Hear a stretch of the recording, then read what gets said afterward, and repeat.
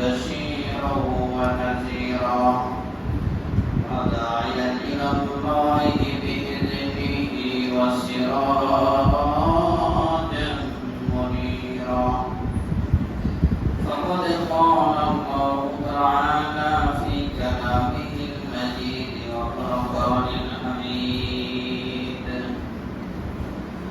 أعوذ بالله من الشيطان الرجيم بسم الله الرحمن الرحيم يا أيها الناس إنا خلقناكم من ذكر وأنثى وجعلناكم شعوبا وقبائل لتعارفوا إن أكرمكم عند الله أتقاكم إن الله عليم خبير وقال تعالى في شأن رسوله إن الله وملائكته يصلون على النبي يا أيها الذين آمنوا صلوا عليه وسلموا تسليما اللهم صل على محمد وعلى آل محمد كما صليت على إبراهيم وعلى آل إبراهيم إنك حميد مجيد اللهم بارك على محمد وعلى آل محمد كما باركت على إبراهيم وعلى آل إبراهيم إنك حميد مجيد الحمد لله আল্লাহ সুবহানাহু ওয়া তাআলার দরবারে অসংখ্য অগণিত শুকর আদায় করছি যে মহান রব্বুল ইজ্জত যারা আমাদেরকে শারীরিকভাবে সুস্থ থেকে দুনিয়ার সমস্ত বেদনা বাসা থেকে মুক্ত করে প্রতি সপ্তাহে ন্যায় সপ্তাহেও মসজিদে শেখ জুমার সালাত আদায়ের জন্য বসা এবং কোরআন ও হাদিস থেকে কিছু কথা বলা ও শোনার তৌফিক যে মহান রব্বুল আলামিন আমাদেরকে দান করলেন সে মহান সত্তার দরবারে কালিমাত শুকর আদায় করছি আলহামদুলিল্লাহ সম্মানিত ভাইরা কালকে আপনারা বিভিন্ন বক্তার মুখ থেকে অনেক সুন্দর সুন্দর আলোচনা শুনেছেন ভালো লাগছে আসলে সাম্প্রদায়িক সম্প্রীতি কি এটা কিন্তু জানা দরকার, এটা বোঝা দরকার। পৃথিবীতে রাসূল কারীম সাল্লাল্লাহু আলাইহি ওয়াসাল্লাম সাম্প্রদায়িক সম্প্রীতি দেখে গেছেন, শান্তি প্রতিষ্ঠা কিভাবে করতে হয় এটা দেখিয়ে গেছেন রাসূলুল্লাহ সাল্লাল্লাহু আলাইহি ওয়াসাল্লাম। আমাদের যেহেতু রবিউল আউয়াল মাস, আমাদের সিরাতের উপরে আলোচনা চলছিল, সাম্প্রদায়িক সম্প্রীতির উপরে যেহেতু অনেক আলোচনা চলছে, বিষয়টা একটু ক্লিয়ার করতে হয় জিনিসটি কি। ইনশাআল্লাহ আমরা সংক্ষিপ্ত আকারে আলোচনা করার চেষ্টা করব। এর আগে একটা বিষয় না বললে নয়, সেটা হলো আপনারা সকলে জানেন রাসূলুল্লাহ সাল্লাল্লাহু আলাইহি ওয়াসাল্লাম যখন মক্কি জীবনের শেষের দিনগুলো অতিবাহিত করছেন এমন অবস্থায় বড় বড় সিনিয়র পার্সন কিছু সাহাবী ইসলাম গ্রহণ করেছিলেন। এর মধ্যে একজন ছিলেন হযরতে ওমর রাদিয়াল্লাহু আনহু, আরেকজন ছিলেন হযরতে হামজা রাদিয়াল্লাহু আনহু, হযরত আবু বকর সিদ্দিক রাদিয়াল্লাহু আনহু। তো ওনারা অনেক বড় মাপের লোক ছিল। জাহিলি যুগে ওনাদের প্রভাব ছিল, কি ছিল? পাওয়ার ছিল। হযরত ওমর রাদিয়াল্লাহু আনহু নাম শুনলে ওই সময় তো মানুষ থরথর করে কাঁপত। আসছে খদ্দারের পুত্র, ওনার সামনে কথা বলার মতো দ্বিতীয় কেউ ছিল না।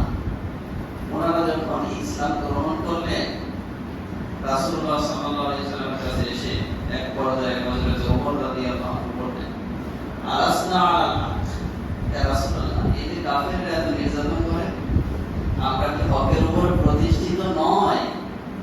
আমরা কি সহ্য করব, ধৈর্য ধারণ করব?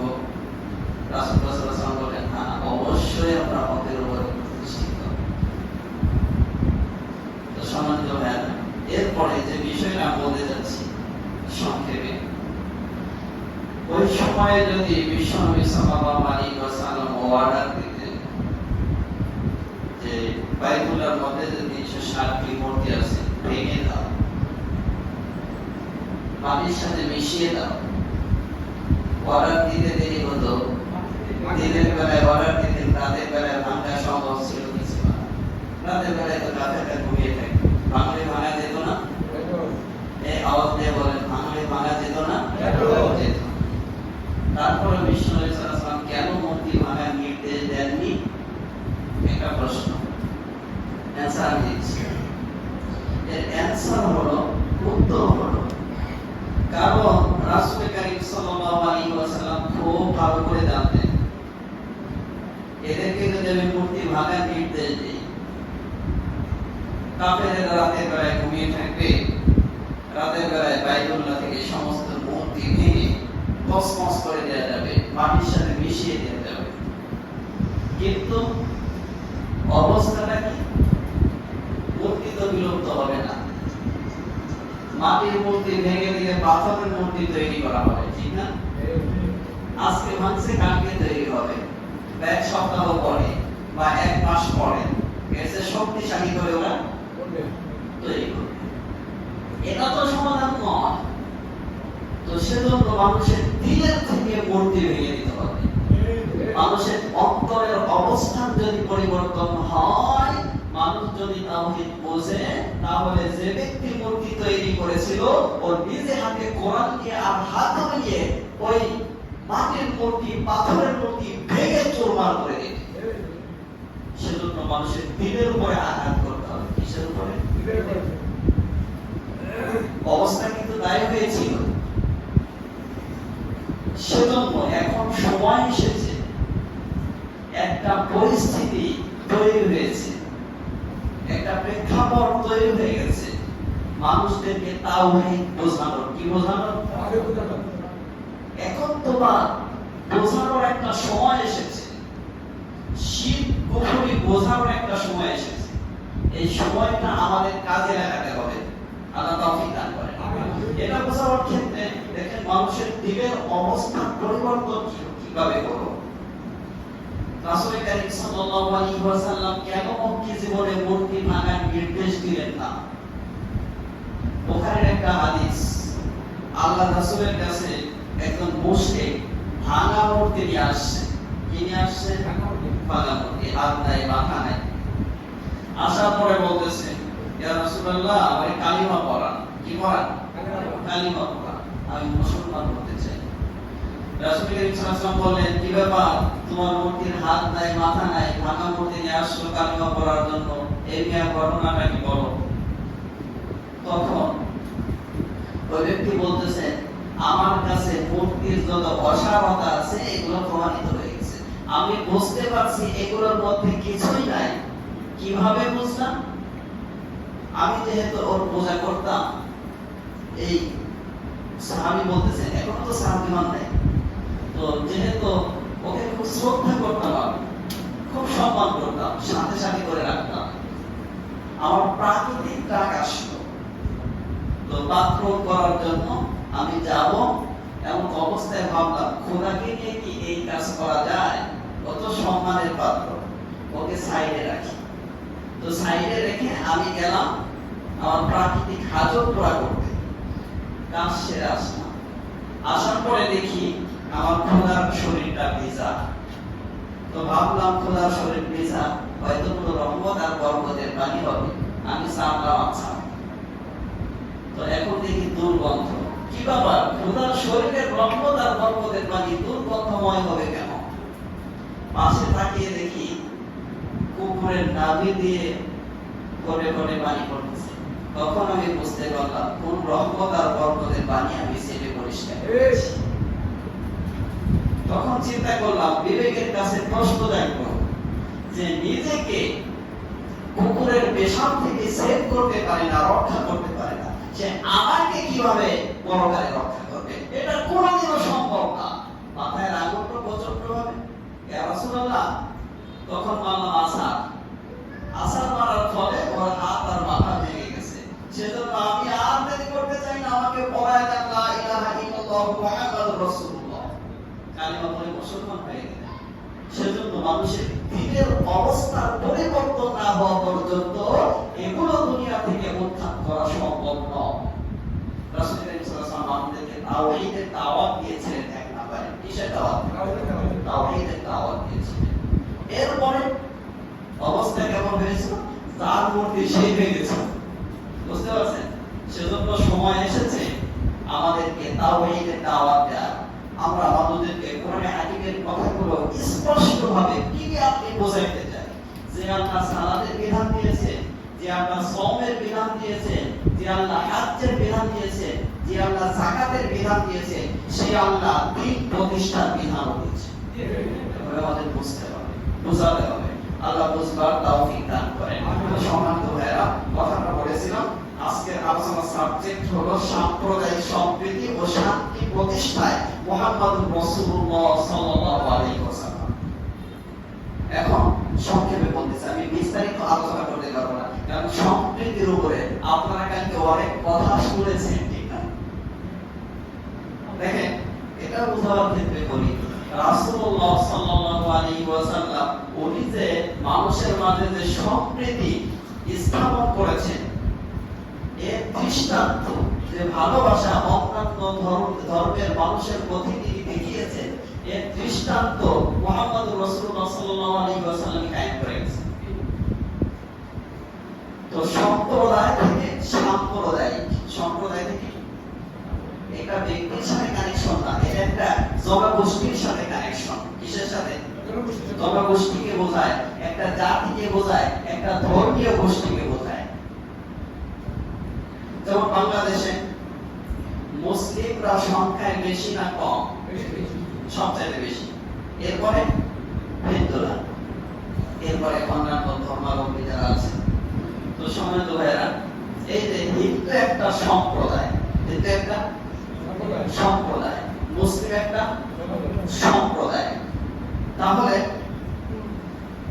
সাম্প্রদায়িক সম্প্রীতি হলো ভালোবাসার নাম। কিসের নাম?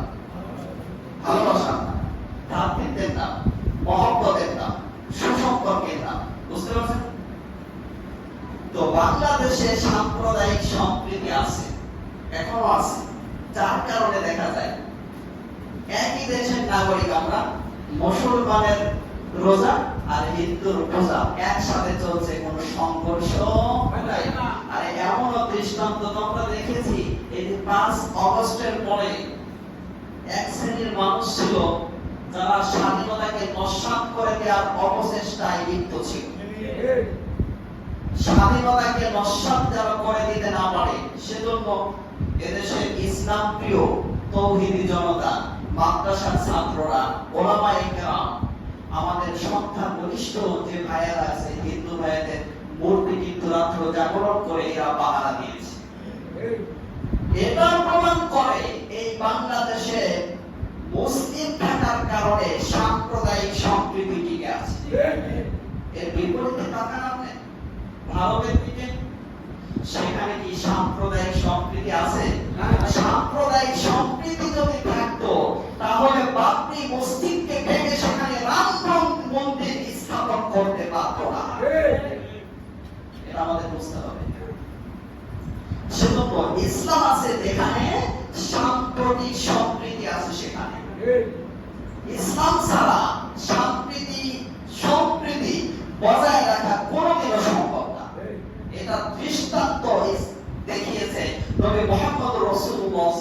সাল্লাল্লাহু আলাইহি ওয়াসাল্লাম।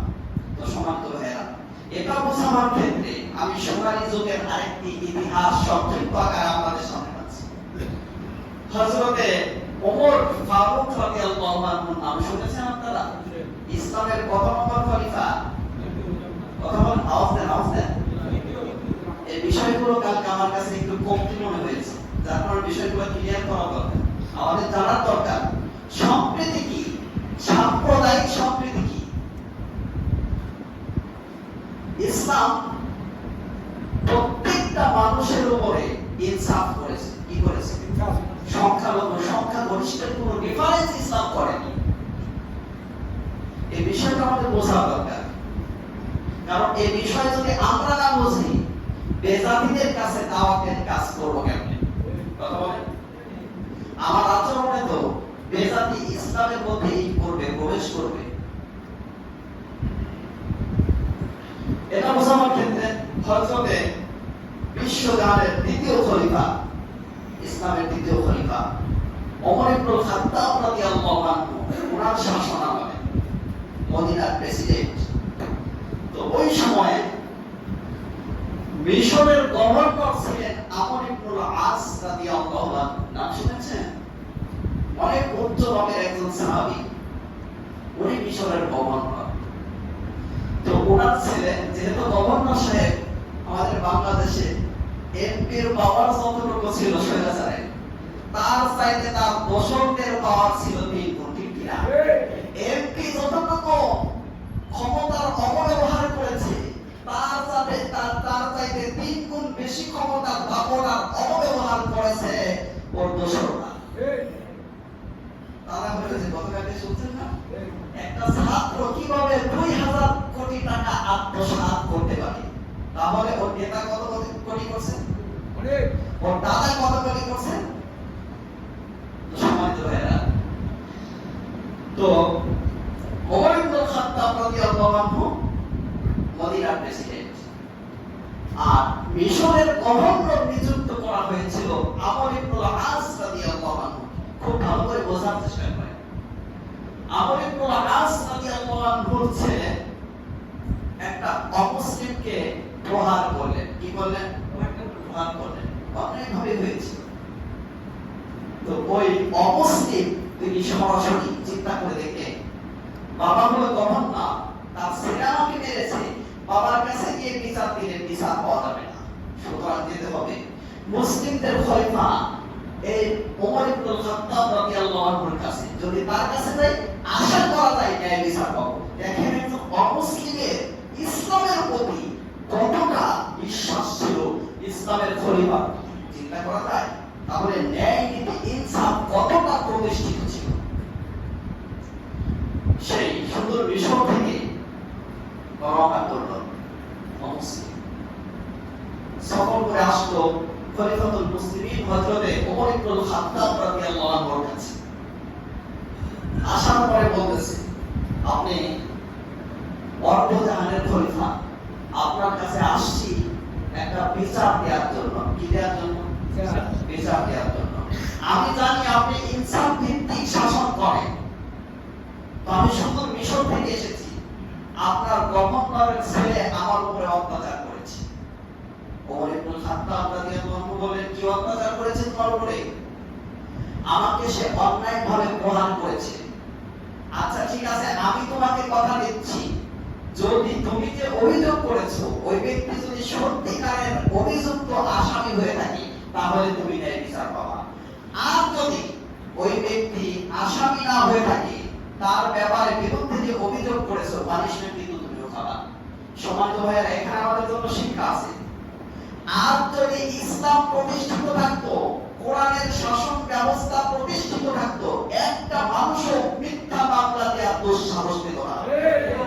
কারণ ওর জানা থাকতো, আজকে যার বিরুদ্ধে মিথ্যা মামলা দিচ্ছি, সেটা যদি আদালতে সত্য প্রমাণিত হয়ে যায়, এর পানিশমেন্ট আমার পিঠের উপর পড়বে। এটা হলো কোরআনের শাসন। কিসের শাসন? ওমর ইবনুল খাত্তাব রাদিয়াল্লাহু আনহু স্পষ্টভাবে বলে দিলেন, তুমি যে অভিযোগ করেছো, যদি অভিযুক্ত ব্যক্তি আসামি হয়ে থাকে, তাহলে তুমি ন্যায় বিচার পাবা। আর যদি সে আসামি না হয়ে থাকে,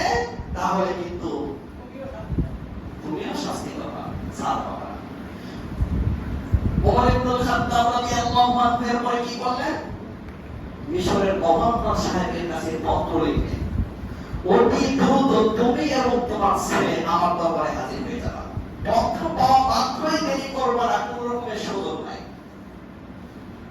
ওমর ইবনুল খাত্তাব রাদিয়াল্লাহু আনহুর পত্র যখন মিশরে পৌঁছলো, আমর ইবনুল আস রাদিয়াল্লাহু আনহুর কাছে মিশরের গভর্নর, তিনি সঙ্গে সঙ্গে ছেলেকে নিয়ে হাজির খলিফার দরবারে। কার দরবারে? এই ইনসাফ কি সম্প্রীতি কি একটু বোঝার চেষ্টা করেন, বুঝতেছেন আপনারা?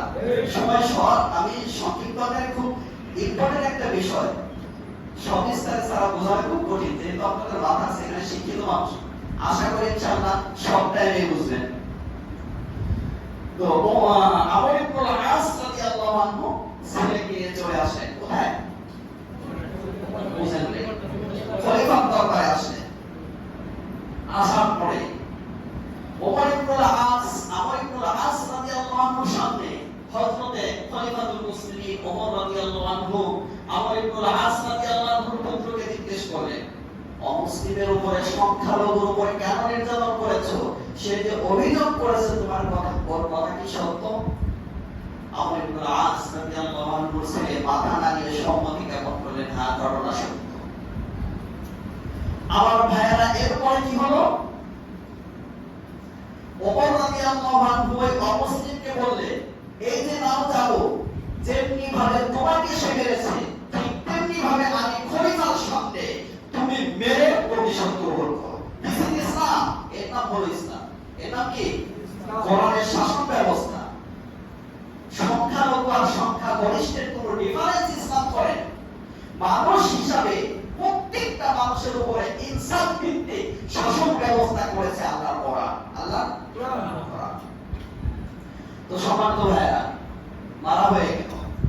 এরপরে হযরতে ওমর রাদিয়াল্লাহু আনহু মিশরের গভর্নর আমর ইবনুল আস রাদিয়াল্লাহু আনহুকে বলতেছে, এর পরবর্তীতে যদি এরকমের কোনো ঘটনা ঘটে, আজকে তো তোমার ছেলেকে মেরে প্রতিশোধ দেয়া হলো, মিশরের গভর্নর আমর ইবনুল আস কান খাড়া করে শুনে রাখো, এই রকমের কোন সংখ্যালঘুর উপরে যদি কোনো নির্যাতন চলে, এর মায়ের কিন্তু তোমার ছেলের পিঠের উপরে সীমাবদ্ধ থাকবে না, এর পিঠটি তোমার পিঠের উপরে পড়বে। এর নাম হলো ইসলাম, এর নাম হলো সম্প্রীতি, এর নাম হলো ভালোবাসা, এর নাম হলো ইনসাফ। বুঝতে পারছেন আপনারা? তো সম্মানিত ভাইরা, এখন আছে এভাবে অনেক দৃষ্টান্ত আছে, এভাবে বলা যাবে, বছরের পর বছর দেওয়া যাবে। যেহেতু রবিউল আউয়াল মাস চলছে, আমি সংক্ষিপ্ত আকারে একটু আপনাদের এই বিষয়টা ক্লিয়ার করানোর চেষ্টা করছি। এখন আসেন রাসূল কারীম সাল্লাল্লাহু আলাইহি ওয়াসাল্লাম, দ্বিতীয় নম্বর বিষয়, শান্তি প্রতিষ্ঠায় বিশ্বনবী সাল্লাল্লাহু আলাইহি ওয়াসাল্লামের ভূমিকা। রাসূলুল্লাহ সাল্লাল্লাহু আলাইহি ওয়াসাল্লাম মক্কাতুল মুকাররমা থেকে হিজরত করে মদিনাতুল মুনাওয়ারায় গেলেন। সেখানে গিয়ে দেখলেন বিভিন্ন সম্প্রদায়ের মানুষ বসবাস করে। সম্প্রদায় কি বুঝতে পারছেন? বিভিন্ন ধর্মের মানুষ, বিভিন্ন ধর্মের অনুসরণ করে থাকে, এই জাতীয় মানুষ সেখানে বসবাস করে। ওখানে এক নম্বরে সংখ্যাগরিষ্ঠ যারা ছিল, এরা ছিল ইহুদি। এরা কি ছিল? সেখানে খ্রিস্ট ধর্মের অনুসারী ছিল, সেখানে পৌত্তলিক ছিল, সেখানে মুসলিম ছিল, হাতে করা কিছু মুসলিম ছিল। বুঝতে পারছেন? রাসূল কারীম সাল্লাল্লাহু আলাইহি ওয়াসাল্লাম সেখানে গিয়ে একটি শান্তি চুক্তি সনদ করেছেন। সেটার নাম কি? একটু আওয়াজ দেন, সেটার নাম কি? এই সাম্প্রদায়িক সম্প্রীতি বুঝবেন কেন? এই বিষয়গুলো তো কথার মধ্যে নাই। মদিনার সনদ, কিসের সনদ? সনদ। মদিনা সনদ নামে ইতিহাসে পরিচিত। পৃথিবীর ইতিহাসে লিখিত আকারে সর্বপ্রথম এই সনদ সর্বপ্রথম হয়েছিল, দেখা হয়েছিল মদিনা সনদ নামে। কি সনদ নামে? শান্তি সম্প্রীতি। একটু চিন্তা করে দেখেন, এতগুলো সম্প্রদায়, এতগুলো ধর্মের অনুসারী যেখানে থাকে, সেখানে কিলাকিলি গুদাগুদি লাগবে, এটাই তো স্বাভাবিক। কিলাকিলি গুদাগুদি, তার গোত্র ভিত্তিক মারামারি, কাটাকাটি, ফাটাফাটি লেগেই থাকতো। রাসূলুল্লাহ সাল্লাল্লাহু আলাইহি ওয়াসাল্লাম এই গোত্র ভিত্তিক দ্বন্দ্বকে নিরসন করার জন্য, এখান থেকে জাতিকে বেরিয়ে আসার জন্য একটি সম্প্রীতি, ভ্রাতৃত্ববোধমূলক একটা চুক্তি করেছিলেন লিখিত আকারে। এই চুক্তিটির নাম ছিল মদিনা সনদ। এখানে 47টি পয়েন্ট ছিল। কতগুলা? একটু আওয়াজ দেন, এই ইতিহাস আমাদের জানা কথা। কতগুলা? 47টি। এখন 47টি বলা তো এই মুহূর্তে সম্ভব না। আমি সংক্ষিপ্ত আকারে আপনাদের সামনে দুইটি বলবো, ইম্পর্টেন্ট দুটি। এর মধ্যে এক নাম্বার বিষয় ছিল, এই মদিনা সনদের উদ্দেশ্য কি ছিল? সম্প্রীতি বজায় রাখা, সাম্প্রদায়িক সম্প্রীতি বজায় রাখা, মানুষের ভিতরে মহব্বত সম্পর্ক যেন ভালো থাকে, এই জন্য মূলত এই সনদটা লেখা হয়েছিল। এখানে পয়েন্ট ছিল কতগুলো? 47টি পয়েন্ট ছিল। তো এর মধ্যে 4 নাম্বার পয়েন্টে ছিল ধর্ম নিয়ে কোনো বাড়াবাড়ি করা যাবে না। রাসূলুল্লাহ সাল্লাল্লাহু আলাইহি ওয়াসাল্লাম কি জানতেন না যে ইসলাম ছাড়া যত ধর্ম আছে সব বাতিল, পরিত্যাজ্য, এটা জানতেন না? তারপরেও কেন তিনি এই কথা লিখেছিলেন যে ধর্ম নিয়ে কোনো বাড়াবাড়ি করা যাবে না? তার মানে কি আল্লাহ রাসূল কম জানেন? আমাদের চেয়ে কম জানেন? আমাদের কিছু মানুষের আবেগ আর মানসিকতা দেখলে মানে নিজেকে ছোট মনে হয়, অনেক ছোট মনে হয়। যেমন আজকে মুসলমানদের অবস্থা, তো সম্মানিত ভাইরা, সালাতের খবর নাই, সিয়ামের খবর নাই, উনি এত আবেগ দেখায় মনে হয় জান্নাত থেকে পালায় আসে। এত আবেগ আসে কোথা থেকে? মুসলিম শুধুমাত্র আবেগ দিয়ে চলবে না, বিবেককে কাজে লাগিয়ে জীবন যাপন করবে। আমাদের বিবেককে কাজে না লাগানোর কারণে আজকে অধঃপতনের দ্বার প্রান্তে পৌঁছেছি আমরা।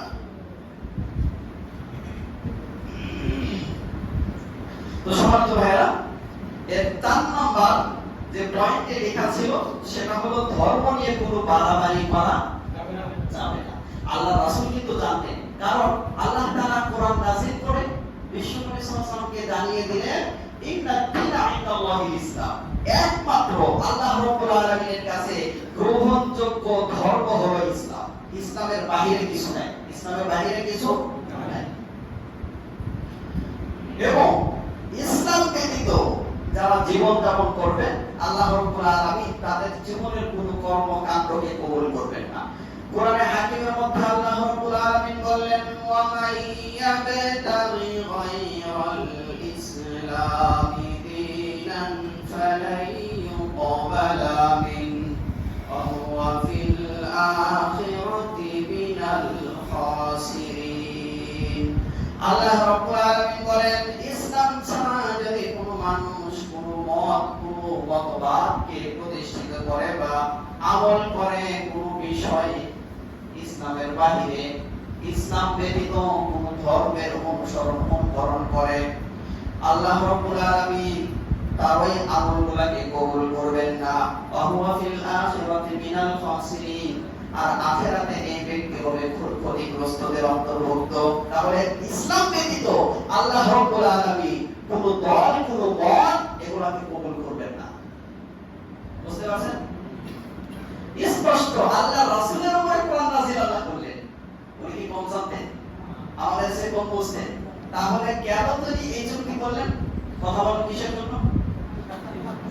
শান্তি প্রতিষ্ঠা করার জন্য, সম্প্রীতি বজায় রাখার জন্য। বুঝতে পারছেন?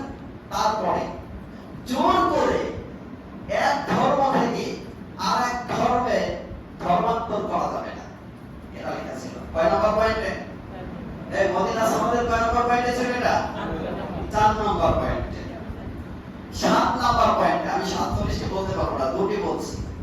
7 নম্বর পয়েন্টে লেখা ছিল কোন দুর্বলের উপরে অত্যাচার করা যাবে না। সে যে হুকুম, আপনি যদি মদিনা সনদ থেকে শিক্ষা নিতে পারেন, সম্প্রীতি বজায় রাখা সম্ভব, সম্প্রীতি বজায় রাখা সম্ভব। 7 নম্বর পয়েন্টে লেখা ছিল কোন দুর্বলের উপরে যদি অত্যাচার করা হয় তাহলে আমরা সকলে মিলে ঐক্যবদ্ধভাবে ওই জালেমকে প্রতিহত করব। আজকে আপনি মদিনা সনদের এই 7 নাম্বার পয়েন্ট থেকে শিক্ষা নিয়ে যদি ডিসিশন নিতে পারেন যে আমরা যারা আছি, যেই ধর্মের মানুষ হোক, যেই বর্ণের মানুষ হোক, যদি কোন ব্যক্তি নির্যাতিত হয় আমরা ঐক্যবদ্ধভাবে জালেমের বিরুদ্ধে সংগ্রাম করব, আমি গ্যারান্টি দিয়ে বলতে পারি 3 দিনের মাথায় জালেম খুঁজে পাওয়া যাবে না। একমত আপনারা আমার সাথে? স্বৈরাচার দীর্ঘদিন যাবত আমাদের উপরে প্রভাব বিস্তার করলো, এটা পারতো না। যদি আমরা প্রতিবাদী হতাম, জালেমের বিরুদ্ধে রুখে দাঁড়ানোর মতো সাহস আমাদের প্রথম থেকে থাকতো, তাহলে 16-17 বছর আমাদের নির্যাতিত হওয়া লাগতো না। আইনা গর্ত দূরের কথা, কল্পনাও করতে পারতো না, ঠিক না? তো সমাজ ভাইয়া, রাসূলুল্লাহ সাল্লাল্লাহু আলাইহি ওয়াসাল্লামের জীবনী থেকে আমাদের কি নিতে হবে? কথা বলেন, কি নিতে হবে? শিক্ষা নিতে হবে। এখানে রাসূলুল্লাহ সাল্লাল্লাহু আলাইহি ওয়াসাল্লাম শান্তি প্রতিষ্ঠা করার জন্য এই কাজগুলো করেছিলেন। সাম্প্রদায়িক সম্প্রীতি বজায় রাখার জন্য এই পদ্ধতি রাসূল কারীম সাল্লাল্লাহু আলাইহি ওয়াসাল্লাম গ্রহণ করেছিলেন। তারপরে আরেকটা বিষয় আপনারা জানেন, যদিও আমাদের কাছে মনে হয় যে এই সমস্ত চুক্তির মাধ্যমে যেটা বোঝা যায় যে সাময়িকভাবে ইসলাম একটু পরাজয়বরণ করছে, এরকম মনে হয় না? কথা বলেন, এরকম মনে হয়? আরে হুদায়বিয়ার সন্ধি আপনারা নাম শুনছেন? হুদায়বিয়ার সন্ধি রাসূল কারীম সাল্লাল্লাহু আলাইহি ওয়াসাল্লামকে আপনারা সকলে জানেন বাইতুল্লাহ থেকে বের করে দেওয়া হয়েছিল। ওনাকে হত্যার জন্য ৮২ বার পর্যন্ত ষড়যন্ত্র করা হয়েছিল। রাতের আধারে গভীরে রাসূল কারীম সাল্লাল্লাহু আলাইহি ওয়াসাল্লাম মক্কাতুল মুকাররমা মাতৃভূমি ছেড়ে তিনি পলায়ন করেছিলেন। তো এরপরে ইসলামের অবস্থা যখন ভালো হলো, চতুর্দিক থেকে যখন ইসলামের বিজয় আসা শুরু হয়ে গেল, রাসূল কারীম সাল্লাল্লাহু আলাইহি ওয়াসাল্লাম তিনি স্বপ্ন দেখে উমরা করছি আমি সাহাবীদেরকে নিয়ে। ষষ্ঠ হিজরিতে, কত হিজরিতে? ষষ্ঠ হিজরিতে তিনি স্বপ্ন দেখলেন আমি সাহাবীদেরকে নিয়ে উমরায় যাচ্ছি। রাসূল কারীম সাল্লাল্লাহু আলাইহি ওয়াসাল্লাম আর লম্বা বিষয় সাহাবীদের সাথে আলোচনা করলেন, আমি তো স্বপ্নে দেখেছি তোমাদেরকে নিয়ে উমরায় যাচ্ছি, তোমরা কি বলো? সাহাবায়ে কেরাম আনন্দে আত্মহারা হয়ে গেলেন, ইয়া রাসূলুল্লাহ চলেন আপনার সাথে আমরা উমরা করতে যাব। কত হিজরিতে? ষষ্ঠ হিজরিতে। এরপরে রাসূল কারীম সাল্লাল্লাহু আলাইহি ওয়াসাল্লাম 1400 মতান্তরে 1500 সাহাবীদেরকে নিয়ে ষষ্ঠ হিজরিতে রওনা করলেন উমরা করার উদ্দেশ্যে। কিসের উদ্দেশ্যে? উমরা করার উদ্দেশ্যে। তো মক্কার নিকটবর্তী যখন কাছাকাছি গেছেন এমন অবস্থায় আল্লাহ রাসূল চিন্তা করলেন তাহলে মুশরিকদেরকে একটু খবর দেওয়া যাক যে এত মানুষ দেখে ওরা আতঙ্কিত হতে পারে, হয়তো মুহাম্মদ আমাদের বাড়ি ঘর দখল করতে আসতেছে, যুদ্ধ করতে আসতেছে, আমাদের বাইতুল্লাহ দখল করতে আসতেছে। ওরা যেন চিন্তিত না হয়, আল্লাহ রাসূল প্রতিনিধি করে হযরতে উসমান রাদিয়াল্লাহু আনহুকে পাঠালেন। কাকে পাঠালেন? উসমান রাদিয়াল্লাহু আনহুকে পাঠালেন। গিয়ে বলবা উসমান, মুসলমানরা যুদ্ধ করতে আসেনি, তোমরা যাদের বাড়ি ঘর ছাড়া করেছিলে, যাদের সম্পদ বাজেয়াপ্ত করে দিয়েছিলে, তারা আজকে যুদ্ধ করতে আসেনি, আসতেছে না, তারা আসতেছে উমরা করার জন্য। উমরা করা শেষ, তারা চলে যাবে। বুঝতে পারছেন? তো সম্মানিত ভাইরা, সময় শেষ হয়ে গেছে। তো যা হোক, এগুলো হুদায়বিয়ার সন্ধি।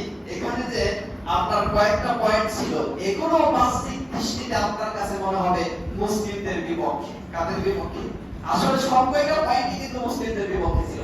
এর মধ্যে একটা ছিল যে মক্কা থেকে যদি কোনো মানুষ পালিয়ে গিয়ে মুহাম্মাদের কাছে আশ্রয় নেয়, মুহাম্মদ আশ্রয় দিতে পারবে না।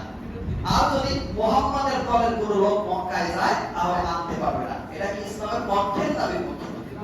তারপরে এই বছর আপনারা উমরা করতে পারবেন না, একেবারে নিকটবর্তী স্থানে আসছে, এত পথ সফর করে হাদি সহ আপনার উট সহ আসছেন, জমে করবেন, হাদি দিবেন। তো এই অবস্থায় চলে যেতে হবে। আগামী বছর আসবেন, তরবারি প্রশ্নমুক্ত অবস্থায় আনতে হবে, তরবারি কলার ছাড়া রাখতে পারবেন না। সব কয়টা কি পক্ষে না বিপক্ষে? এবার একটা করে বলতে পারলাম না, সব কয়টা পয়েন্টই বিপক্ষে চলে গেছে। এবার তারপরে হলো ওই হুদায়বিয়ার সন্ধির শুরুতে লেখা হয়েছিল বিসমিল্লাহির রহমানির রহিম। কি লেখা হয়েছিল? লেখা হচ্ছিল এমন অবস্থায় ওই যে মক্কার প্রতিনিধি যে এসেছিল সে বলতেছে আরে বিসমিকা আল্লাহুম্মা লেখা হোক, কারণ রহমান শব্দের সাথে আমরা পরিচিত নয়। এটাও ক্যান্সেল হয়ে গেল। আল্লাহ রাসূল বলেন ঠিক আছে, ওরা যা বলতেছে আল্লাহ রাসূল বলতেছেন ঠিক আছে।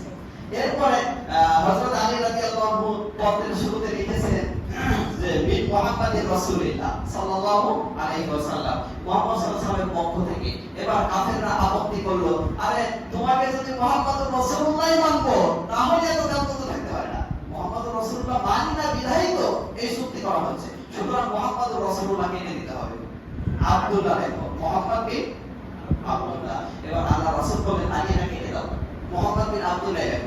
রাদিয়াল্লাহু বলেন ইয়া রাসূলুল্লাহ আমি নিজে হাত দিয়ে মুহাম্মদুর রাসূলুল্লাহ লিখেছি আর আল্লাহ রাব্বুল আলামিন আপনাকে মুহাম্মদুর রাসূলুল্লাহ হিসেবে পাঠিয়েছে ইয়া রাসূলুল্লাহ আমি কাঁদতে পারবো না সারাটা জীবন আপনার সমস্ত কথা এক বাক্যে মেনে নিয়েছি ইয়া রাসূলুল্লাহ এটা আমার দ্বারা সম্ভব না রাসূলুল্লাহ সাল্লাল্লাহু আলাইহি ওয়াসাল্লাম বলেন ঠিক আছে আমার কাছে দাও আমি লিখে দিচ্ছি সম্মানিত ভাইরা এই পয়েন্টগুলো পক্ষে ছিল না বিপক্ষে ছিল কিন্তু আমাদের কাছে মনে হয় বিপক্ষে এমন অবস্থায় আল্লাহ রাব্বুল আলামিন তার রাসূলকে সূরা ফাতাহ নাযিল করে সুসংবাদ দিলেন হে রাসূল এগুলো যদিও বিপক্ষে যায় আমি আপনাকে এগুলোর ভিতর দিয়ে মক্কা বিজয়ের সুসংবাদ দিয়ে দিলাম এগুলো বুঝতে হবে ওকে আবেগী হয়ে আমাদের চলবে না আল্লাহ রাব্বুল আলামিন সূরা ফাতাহ নাযিল করে আল্লাহর রাসূলকে সুসংবাদ দিয়ে দিলেন ইন্না ফাতাহনা লাকা ফাতহাম এগুলো যদিও বাস্তবিক দৃষ্টিতে মুসলিমদের বিপক্ষে গিয়েছিল বিতর্কত দিকে আল্লাহ রাব্বুল আলামিন এই বিষয়টাকে ইস্যু করে মক্কা বিজয়ের একটা মাধ্যম বানায় দিয়েছিলেন সেজন্য আমাদের আবেগী হলে হবে না আমাদের বিবেককে কাজে লাগাতে হবে বুঝতে পারছেন আল্লাহ রাব্বুল আলামিন আমাদের বুঝবার তৌফিক দান করেন সালাত আলাইকুম